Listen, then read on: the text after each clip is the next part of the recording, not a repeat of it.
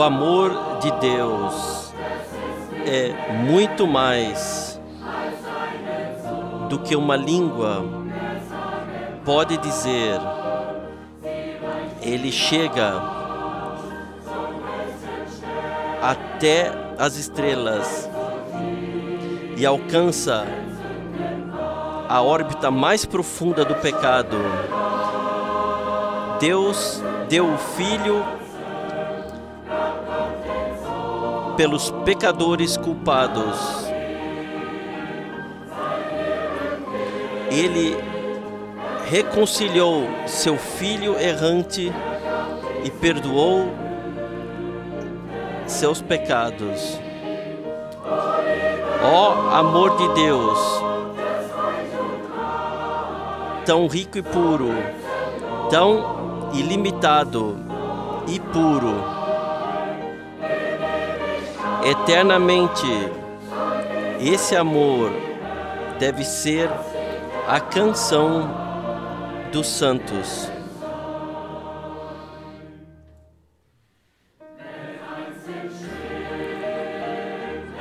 Quando um dia esse tempo desaparecerá e os reinos terrestres passarão, quando pessoas que nunca quiseram orar pedirem ajuda a montanhas e rochas, então o amor de Deus permanece tão ilimitado e puro. A graça redentora para o pecador será sempre a canção do santo. Ó amor de Deus, rico e puro, tão ilimitado e puro, eternamente. Esse amor deve ser a canção dos santos. Se enchêssemos o mar de tinta e se o céu fosse de pergaminho, se cada talo fosse uma pena, para que se pudesse escrever com ela.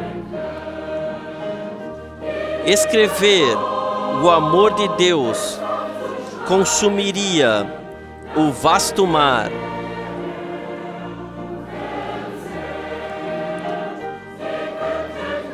Os livros nunca poderiam conter tudo, por mais valiosos que fossem. Ó amor de Deus, rico e puro, tão ilimitado e puro, eternamente. Esse amor deve ser a canção dos santos. Ó amor de Deus, rico e puro, tão ilimitado e puro, eternamente. Esse amor deve ser a canção dos santos.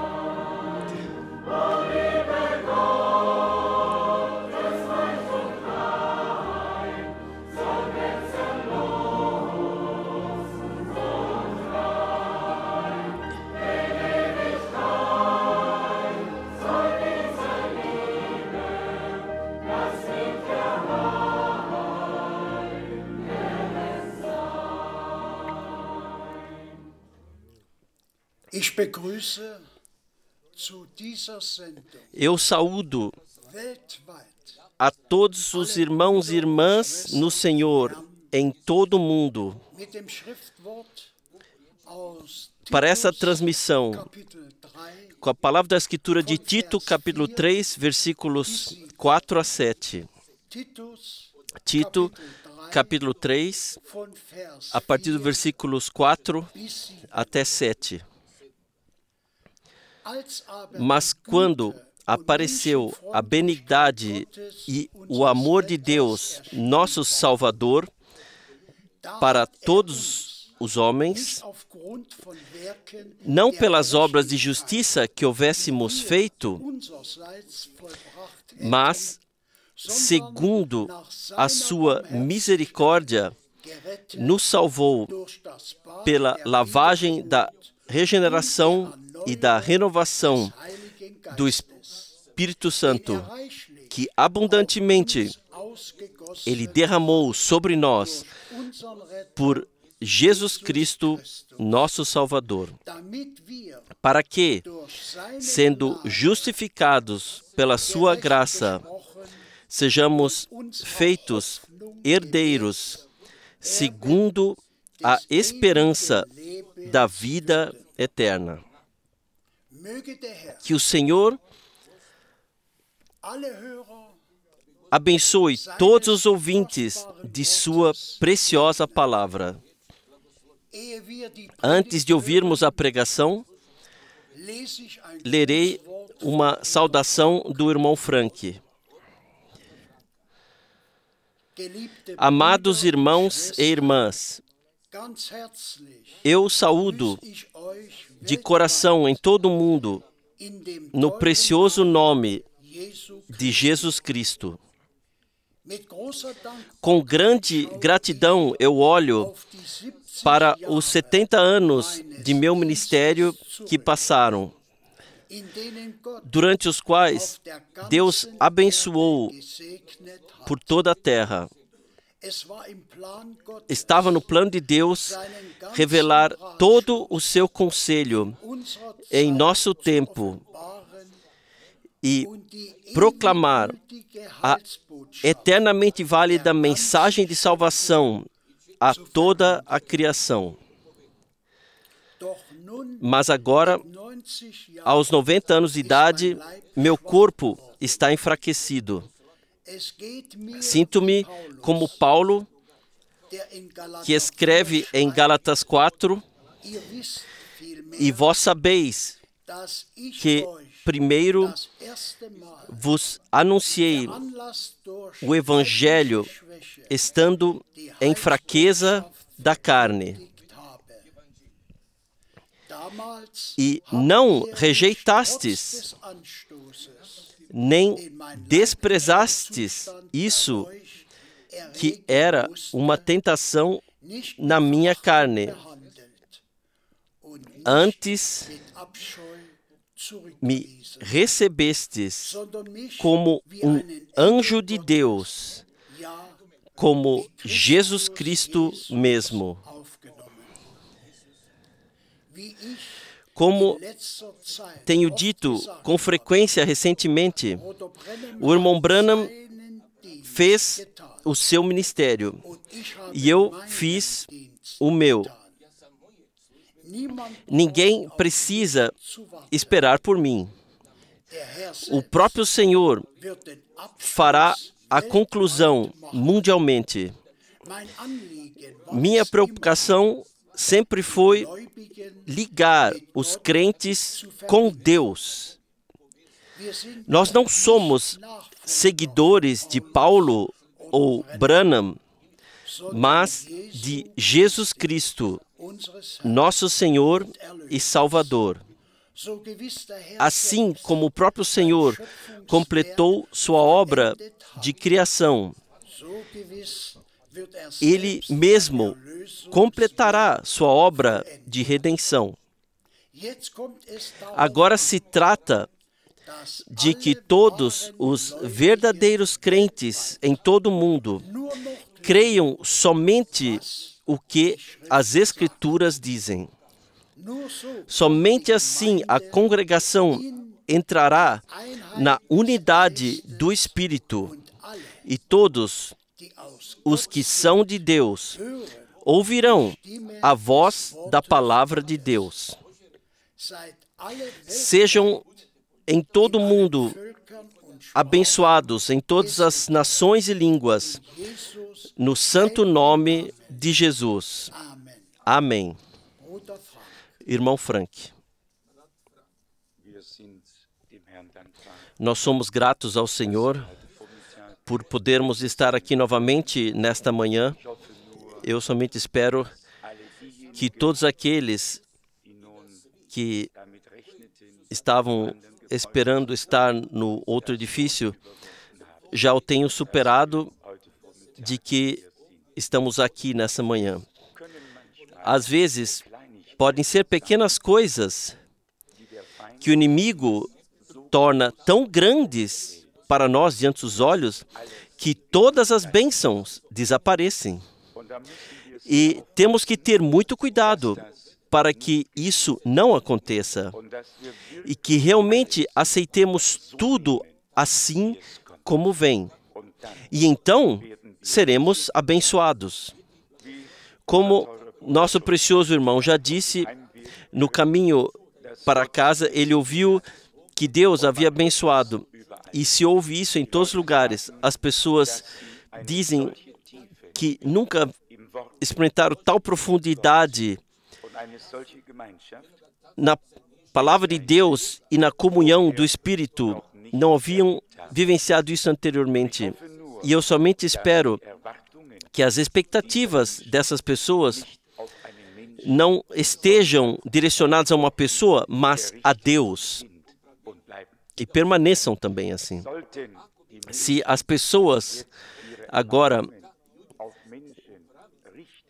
estivessem concentrando sua expectativa no homem, então isso certamente não irá bem. Mas se nós juntos colocarmos nossas expectativas naquele que nos deu todas as promessas e nos prometeu que Ele é fiel para cumprir tudo o que Ele prometeu, então veremos com nossos próprios olhos que Deus é fiel. Eu espero para mim o que pertence ao ministério da proclamação da palavra de Deus. E com isso, não estou pegando longe demais, embora às vezes eu diga ao Senhor, seria bom se um profeta de Deus estivesse em nosso meio e pudéssemos perguntar a ele. Mas, então, constatamos que mesmo o maior profeta de Deus não poderia nos dar outra resposta além daquela que Deus já nos deu em sua palavra. É verdade ou não é?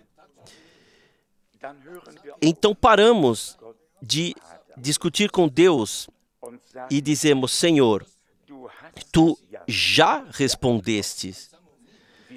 Nós é que ainda não percebemos, compreendemos totalmente. Nós queremos sempre procurar alguma resposta e, de fato, a encontramos já nas Santas Escrituras. Que misericórdia! Também constatei a gravidade que uma única frase dita a uma pessoa doente pode ter. E se tivermos já que pesar as palavras, então certamente quando as pessoas já foram atingidas pelo destino. Para mim mesmo, uma coisa de fato veio ao meu coração. Onde quer que tenha acontecido, isso não importa. Mas lá uma irmã visita a outra. Uma está saudável, está bem e passando bem, e a outra está, assim por dizer, no leito de morte, com câncer. E então a pessoa saudável diz para a enferma, você sabe qual é a diferença entre nós dois? Eu tenho a fé e você tem a doença. E vocês podem imaginar o que isso significa para uma pessoa que mal consegue lidar consigo mesma e já está em uma luta interna que é quase impossível de compreender, muito menos superar.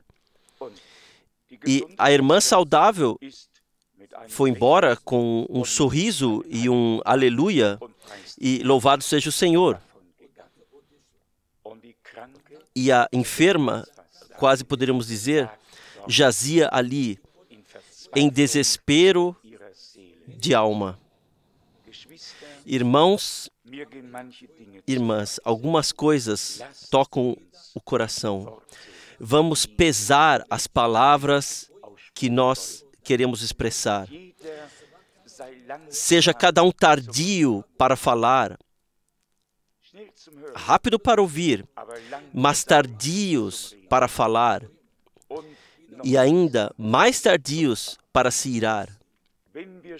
Se, de alguma forma, fazemos visitas para conversar com as pessoas, então devemos fazê-lo com palavras cheias de amor divino, palavras nas quais a mão estendida de nosso Deus se torna visível, palavras que elevam, edificam os outros, porque alguns já estão deitados aí, talvez todos, um dessa forma e o outro da outra forma.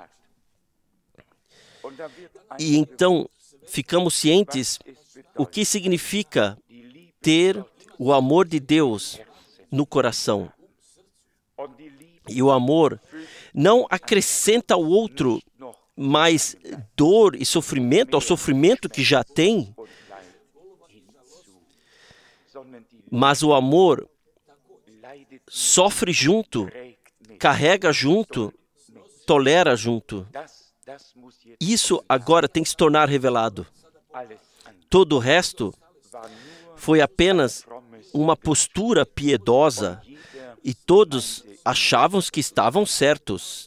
Mas Deus quer nos levar ao ponto em que realmente nos tornemos uma bênção uns para os outros e que tudo o que nos atrapalha espiritualmente seja removido de nosso coração.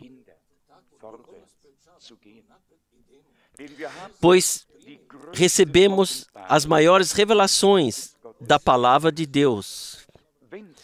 Mas se houver obstáculos em nosso coração, o que acontecerá? Então não podemos seguir em frente, pois somos como pessoas presas às circunstâncias.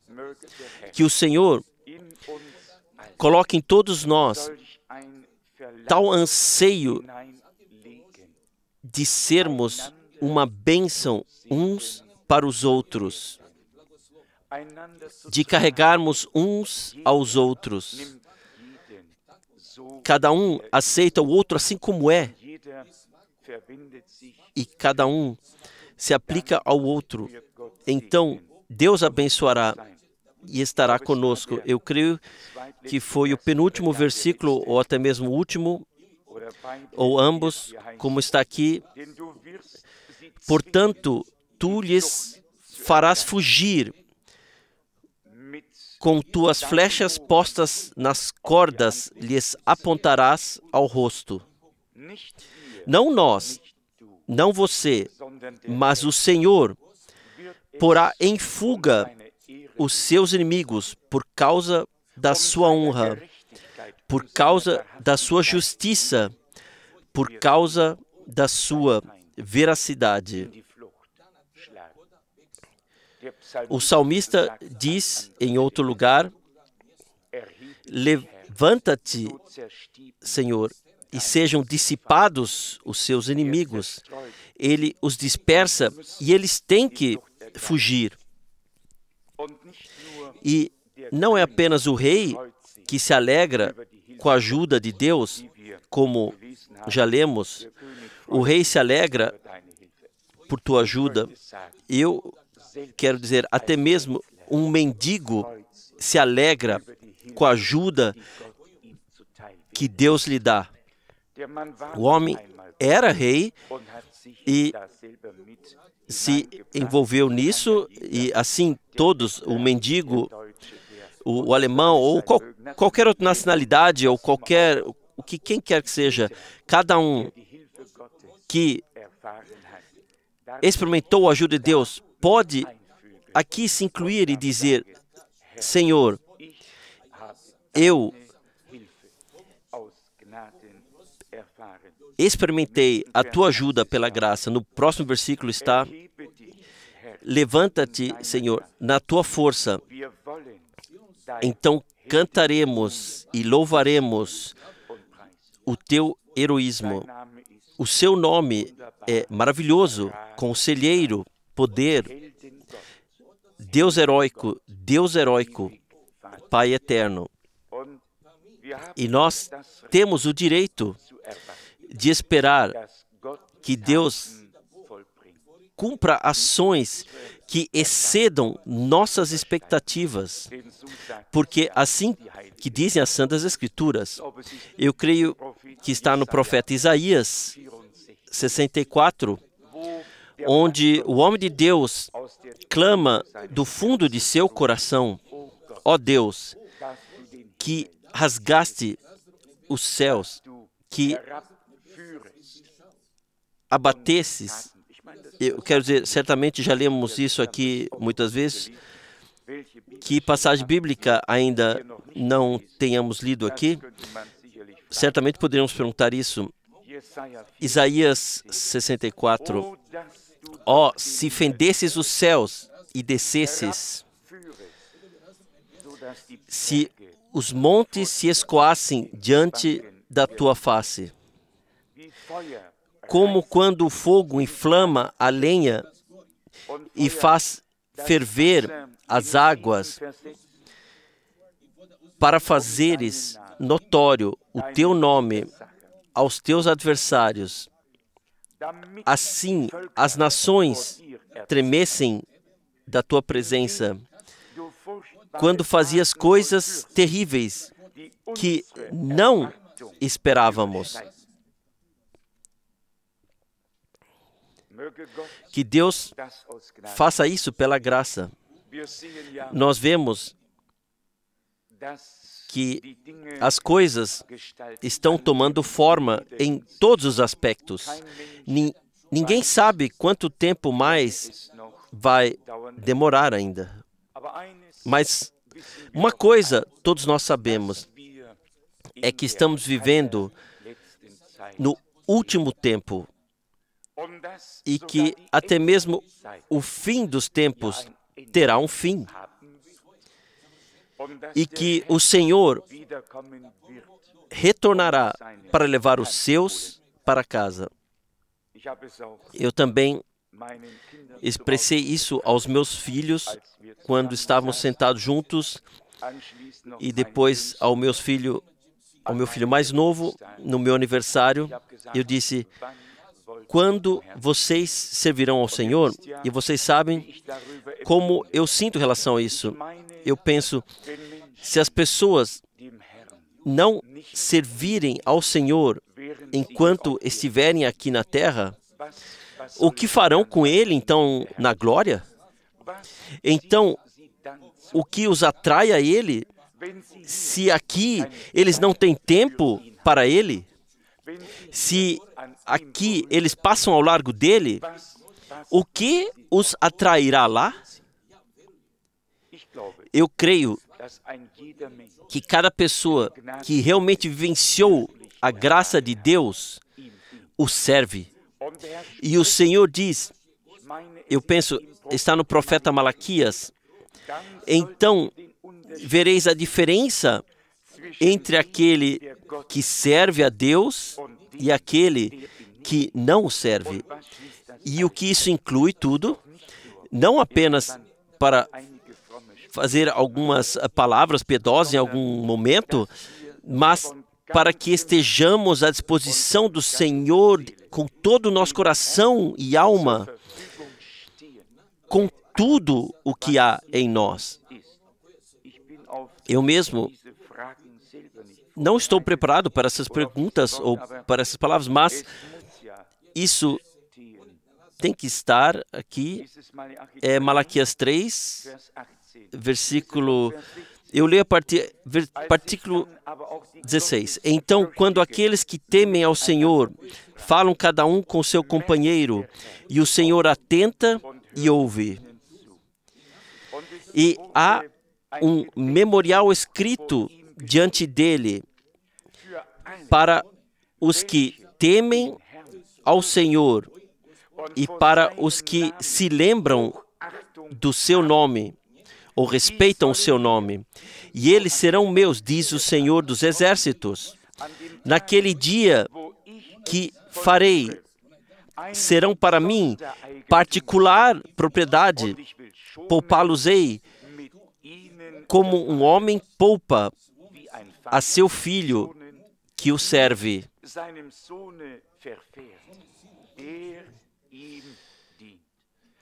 Então vereis outra vez a diferença entre o justo e o ímpio, entre o que serve a Deus e o que não o serve. E essa palavra está diretamente antes do último anúncio. Se vocês continuarem lendo, já é passado para o tema do dia do Senhor. Pois sabei, eis que o dia do Senhor vem. Deus fará uma distinção entre aqueles que o servem e aqueles que não o servem. Entre aquele que tem respeito por sua palavra, como lemos aqui. E importante nesse contexto é também o pensamento expresso aqui, qual seja na última parte do versículo 17. Aqui está: como um pai poupa a seu filho que o serve. De que serve a um pai o melhor filho se ele não está à disposição dele, se ele segue seu próprio caminho e, assim por dizer, é o problema do pai. De que adiantam milhares de filhos e filhas a Deus se não estiverem à sua disposição, se não o servirem de coração, se não tiverem autorrespeito por suas palavras, se o honrarem com os lábios e com a boca, e o seu coração estiver longe dele? De que adiantam todos os seus filhos e filhas se eles seguirem seus próprios caminhos? Eles são sua dor e lhe causam preocupação e problemas. Eu penso que hoje não estamos falando aqui de uma infalibilidade. Eu penso apenas que temos que compreender que nós, como congregação aqui na Terra, temos um propósito muito especial, ou seja, estar à disposição de nosso Deus para servi-lo de coração. E essas são as pessoas que então vivenciarão essa diferença, como está escrito aqui. Então vereis outra vez a diferença entre o justo e o ímpio, entre o que serve a Deus e o que não o serve. As pessoas podem servir a uma igreja, a uma sociedade, a uma comunidade religiosa, podem servir a si mesmas e estar disponíveis, mas Deus busca seus filhos e suas filhas, aos quais Ele tem o direito, e Ele quer que estejamos à sua disposição. O que Paulo diz em Gálatas, capítulo 1, na verdade, uma palavra maravilhosa, e que ela se aplique a todos nós. Está aqui em Gálatas 1, versículo 13.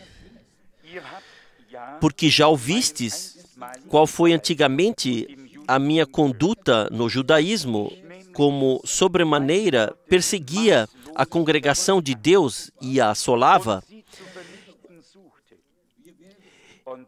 e na minha nação excedia em judaísmo a muitos da minha idade, sendo extremamente zeloso das tradições de meus pais.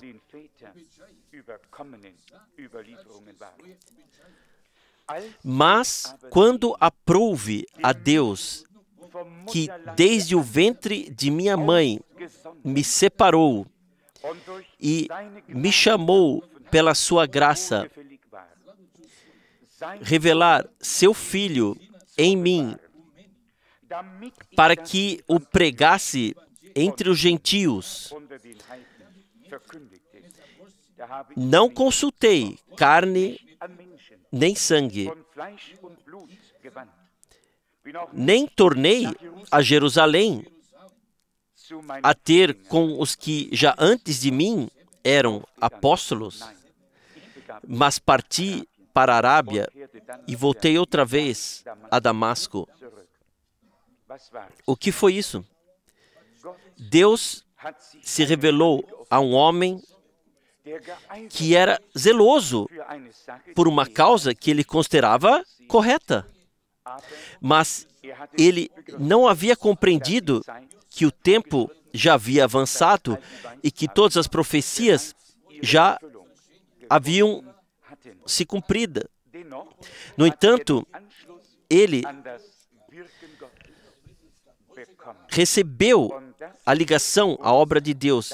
E isso é o importante para nós. Não importa pelo que você e eu tenhamos nos esforçado, não importa a que tenhamos dedicado nosso tempo, importante é que agora compreendamos que Deus quer se revelar em nós e por meio de nós, porque esta é a hora, porque estes são os dias da visitação divina da graça, porque esta é a última geração profética em que uma grande parte da palavra de Deus se cumpre. Em um lugar está que me tem por fiel. Havia outra palavra que eu queria ler, mas nem sempre está disponível assim para mim, como já foi o caso antigamente. Vamos ler do Evangelho de João, do capítulo 14. Vamos segurar os pensamentos do profeta Malaquias e a palavra de Gálatas, de que estamos aí para estar à disposição de Deus e que a diferença naquele dia será feita entre aqueles que serviram a Deus e os que não serviram a Ele. Não aqueles que eram religiosos, não aqueles que frequentavam os cultos na congregação, não aqueles que lutavam por algum ponto doutrinário de uma forma ou de outra, mas aqueles que serviam a Deus de todo o coração, que pertenciam a Ele com tudo o que havia neles. O seu tempo, seus talentos, tudo o que estava aí pertencia a Deus. Foi disponibilizado a Ele. Essa será a diferença naquele dia.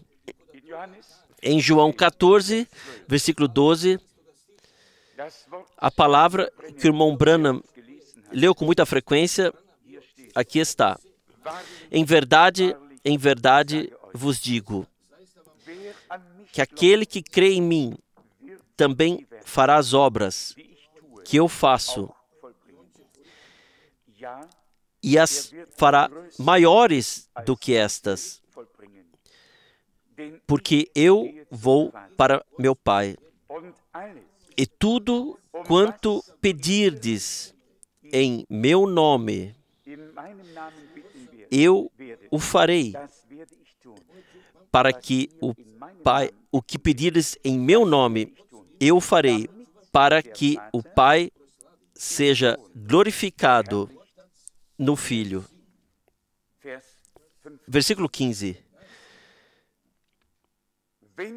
Se me amardes, guardareis os meus mandamentos, e eu rogarei ao Pai, e Ele vos dará outro Consolador, ou Ajudador, para que fique convosco para sempre.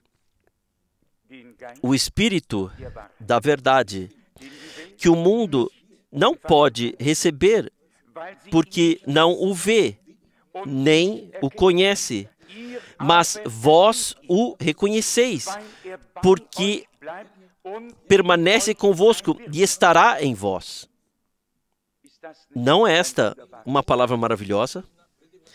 O Espírito Santo foi descrito de muitas maneiras, como Consolador, como Ajudador, como Conselheiro.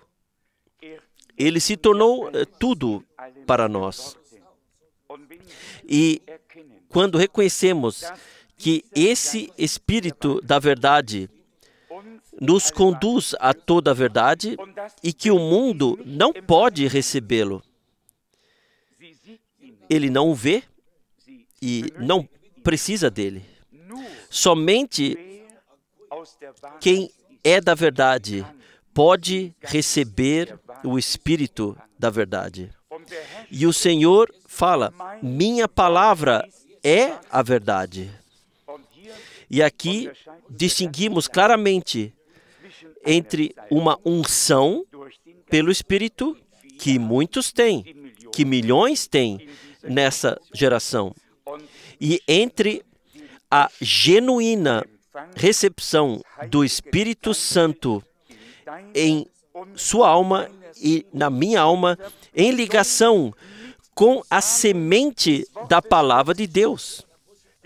O Espírito Santo tem que ter um ponto de referência em sua e na minha alma.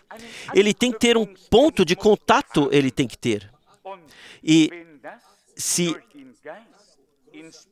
a palavra inspirada pelo Espírito não está na alma, onde deve estar então o ponto de contato? Ele não está lá. É uma unção.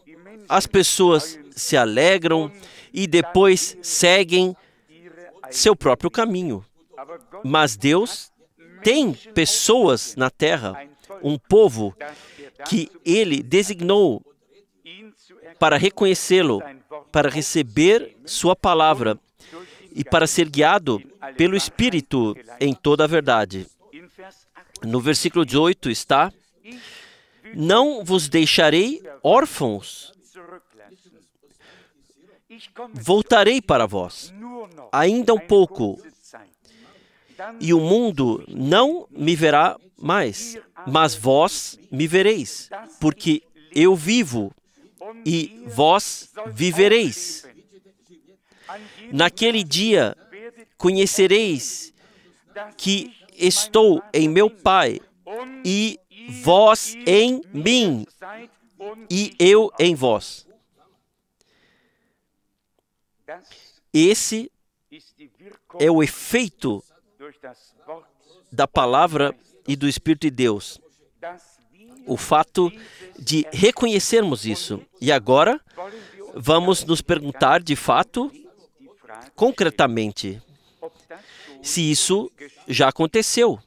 Aqui está: se for esse o caso, não vos deixarei órfãos, eu voltarei a vós, darei o meu Espírito, ainda um pouco tempo, e o mundo não me verá mais, mas vós me vereis, porque eu vivo e vós vivereis também. E então vem: naquele dia reconhecereis que eu estou em meu Pai, e vós em mim, e eu em vós. A primeira parte, eu ouso responder com claro sim. Porque todos nós reconhecemos que Deus esteve em Cristo e Cristo em Deus, que o Senhor Jesus é a revelação de Deus na carne. Isso nós compreendemos, não temos nenhum problema com isso, ou esforço. Mas agora, essa primeira parte tem que levar à segunda. Caso contrário, o efeito não existirá. Caso contrário, o significado e o propósito do que Deus tinha em mente não se concretizará. E está aqui, e eu leio com prazer novamente, naquele dia reconhecereis que eu estou em meu Pai. Bem, acabamos de dizer que nós reconhecemos isso, mas agora, e vós em mim. Já reconhecemos isso e aceitamos com a mesma clareza divina, e em nossos corações aceitamos que tão certo quanto Deus nos reconciliou consigo mesmo em Cristo, que nós, como redimidos, estamos no Redentor, que esse é o nosso estado atual. Nós aceitamos isso? Aceitamos na fé isso? Talvez eu não consiga expressar isso claramente, mas eu penso que a palavra de Deus diz isso com muita clareza. Então, quando isso acontece, o Espírito vem, o ajudador, o consolador, o conselheiro, e nos é dito, não vos deixarei órfãos, mas lhes enviarei o Espírito da verdade, que o mundo não pode receber. E então, ainda um pouco tempo, e o mundo não me verá mais, mas vós me vereis, que eu vivo, e vós também vivereis. Naquele dia, reconhecereis que eu estou em meu Pai, e vós estáis em mim, e eu em vós. Vamos pedir ao Senhor, sinceramente, de coração, que todo esse versículo inteiro seja gravado no fundo de nosso coração como uma revelação divina. Que não apenas a primeira parte, mas também o que segue. E vós estáis em mim, e eu em vós. Quão belo o irmão Branham explicou isso da forma mais simples, e que às vezes, não apenas às vezes, mas certamente seria ofensivo para os altamente instruídos, mas que grandes verdades foram expressas através disso. De forma clara e simples, ele diz, com referência a Abraão e Levi, que estava ainda nos lombos de Abraão, quando havia ainda 4 gerações antes ou depois haveria, e o irmão Branham então explica, assim como já estávamos em nosso tataravô, e por fim, então, naturalmente, no fim, em nosso Pai, mas ele ainda não podia ter comunhão conosco até que chegasse a hora de virmos a vida. De repente, nosso Pai, em quem estávamos, pôde ter comunhão conosco porque fomos concebidos, nascidos nesta vida. Assim, foi-nos explicado que estivemos em Deus por toda a eternidade. E não somos nada além de filhos e filhas de Deus que foram concebidos e nasceram para a vida divina por meio do Espírito.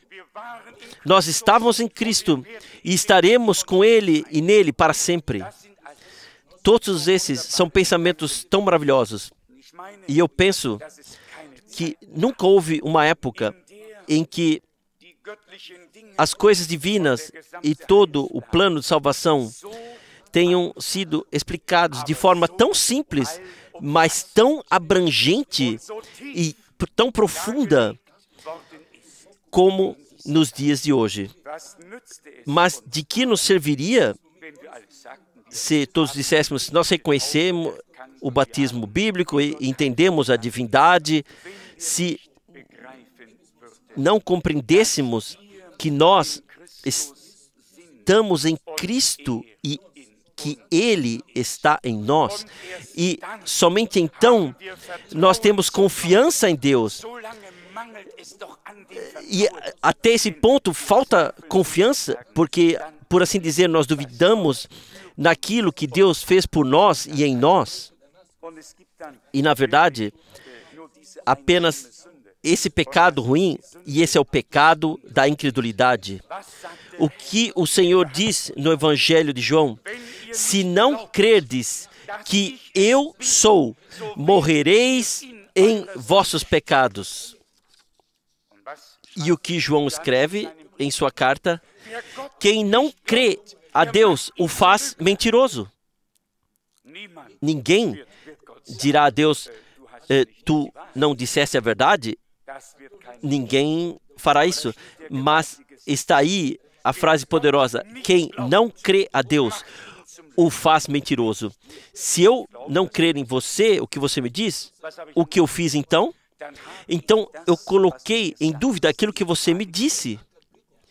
E assim por dizer, eu fiz como que você não fosse digno de confiança, como mentiroso. Quem não crê a Deus o faz mentiroso. Agora eu pergunto a vocês, como nós queremos passar por isso se nós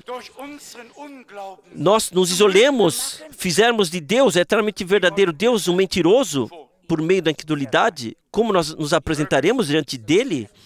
Que vá ao nosso coração que cada palavra de Deus é verdadeira, tão verdadeira quanto o próprio Deus, e a palavra saiu de sua boca.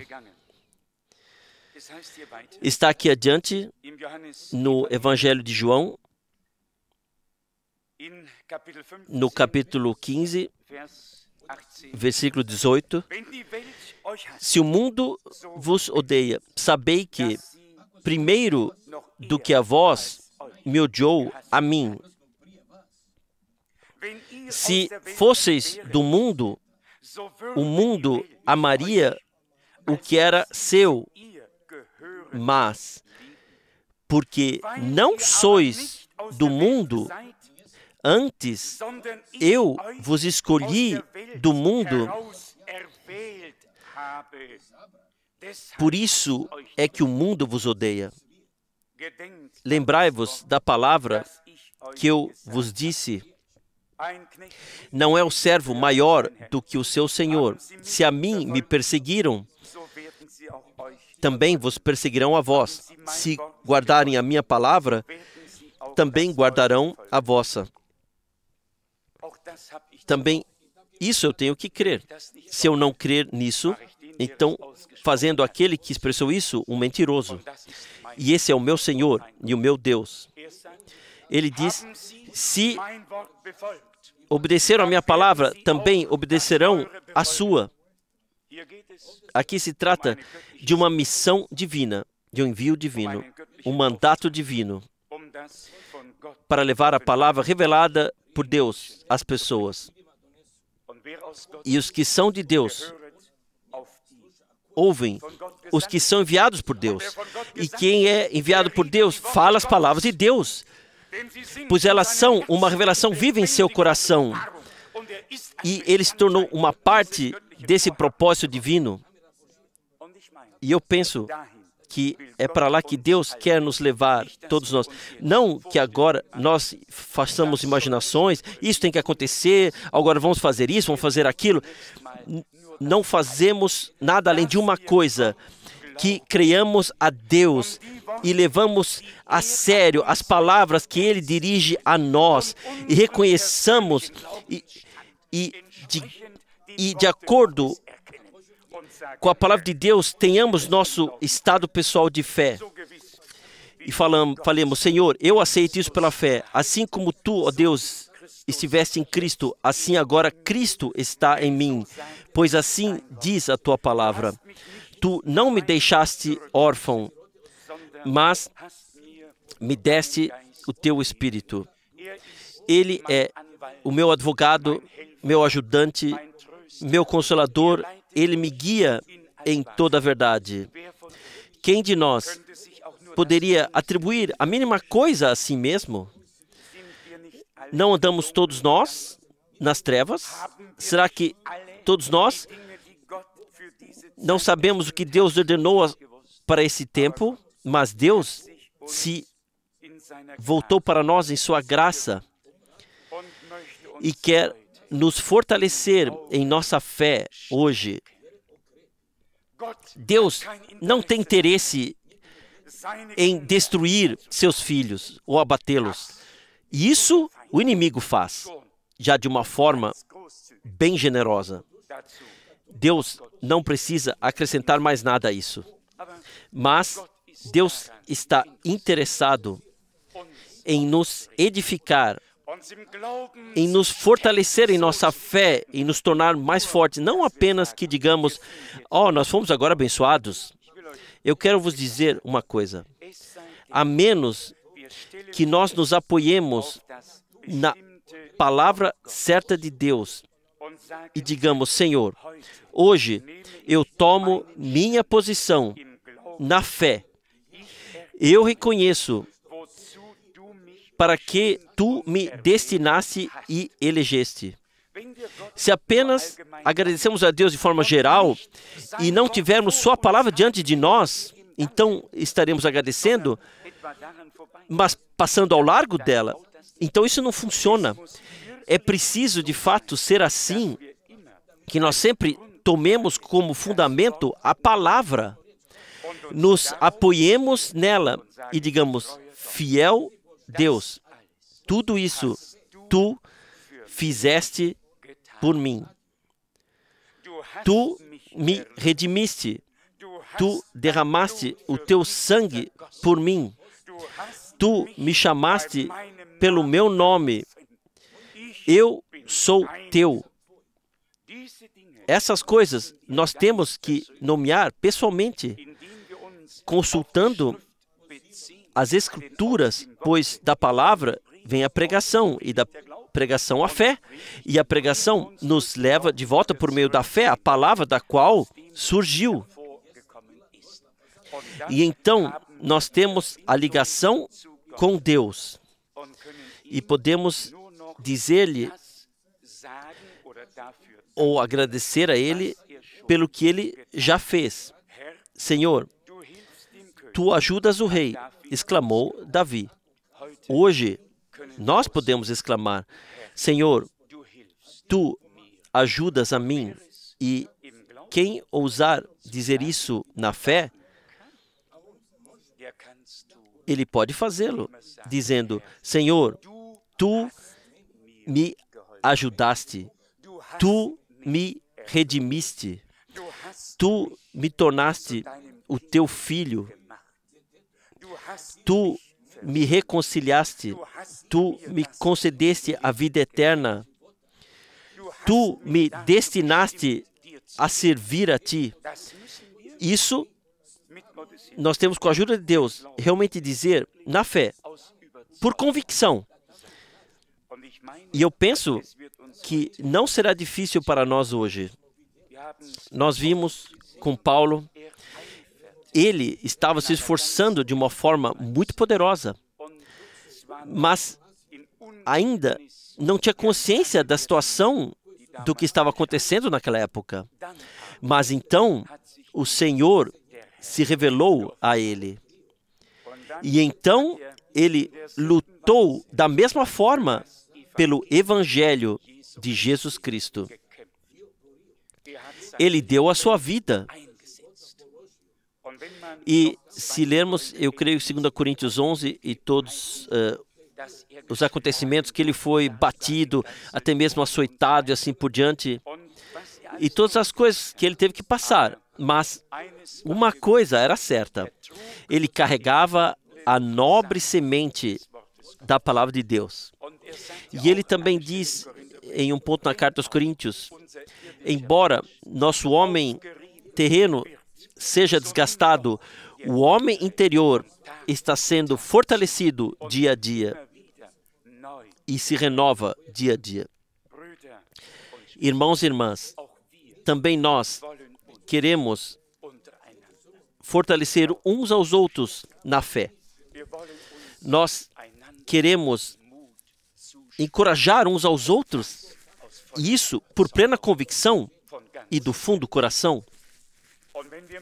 E quando percebemos que em algum lugar uma palavra de conforto é necessária, que não apenas digamos isso com os nossos lábios, mas que isso possa sair do fundo de nossa alma. O Senhor quer nos reunir assim. Deus em Cristo, Cristo na congregação. E nós, como seu povo, nele, protegidos para o tempo e para a eternidade. Eu não vos deixarei desamparados, não órfãos.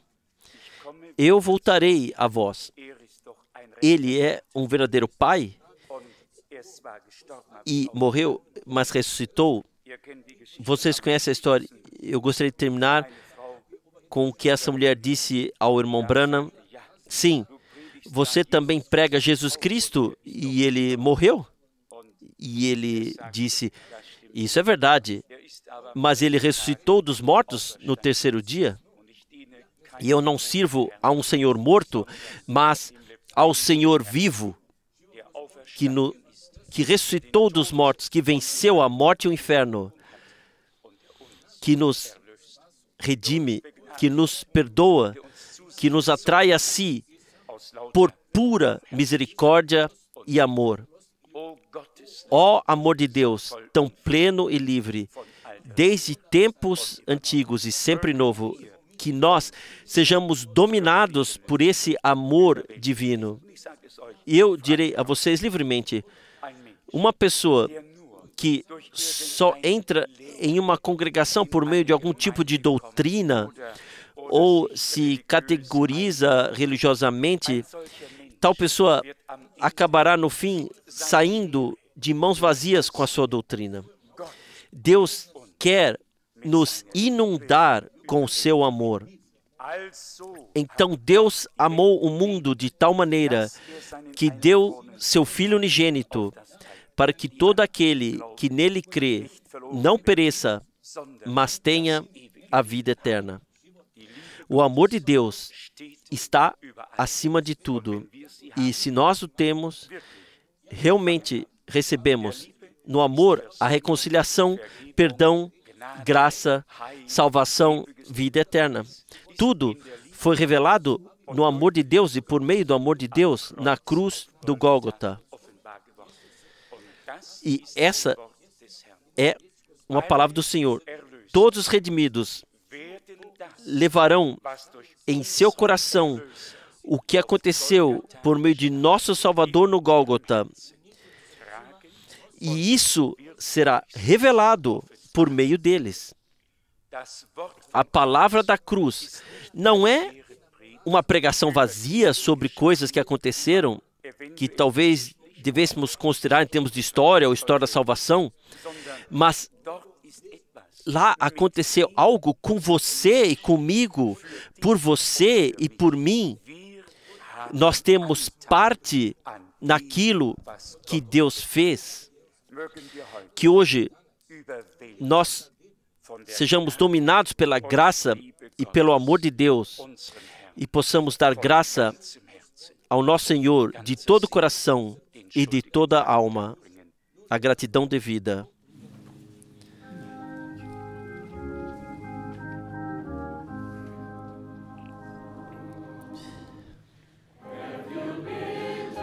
Você já foi a Jesus para receber o poder purificador? Você já foi lavado pelo sangue do Cordeiro? Você está confiando plenamente em sua graça nessa hora? Você foi lavado no sangue do Cordeiro? Você está lavado no sangue do Cordeiro que limpa a alma?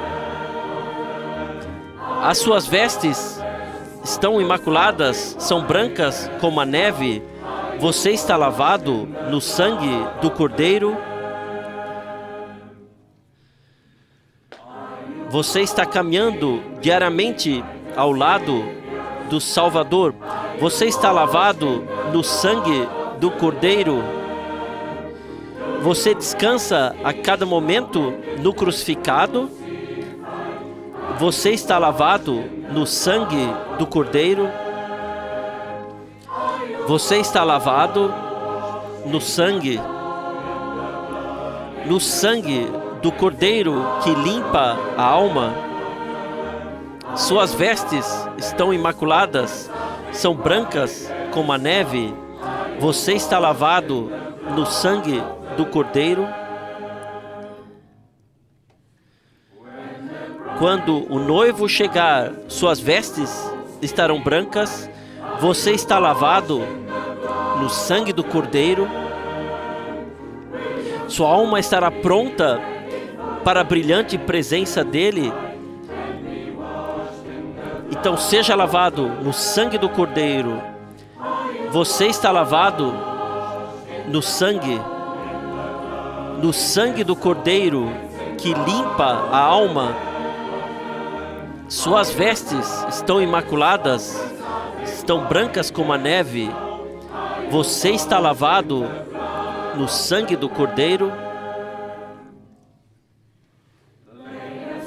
Então, tirai as vestes manchadas de pecado e lavai-vos no sangue do Cordeiro.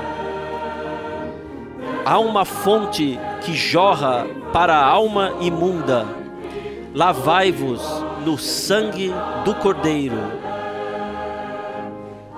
Você está lavado no sangue do Cordeiro que limpa a alma. Suas vestes estão imaculadas, estão brancas como a neve. Você está lavado no sangue do Cordeiro. Você está lavado no sangue do Cordeiro que limpa a alma. Suas vestes estão imaculadas, estão brancas como a neve. Você está lavado no sangue do Cordeiro.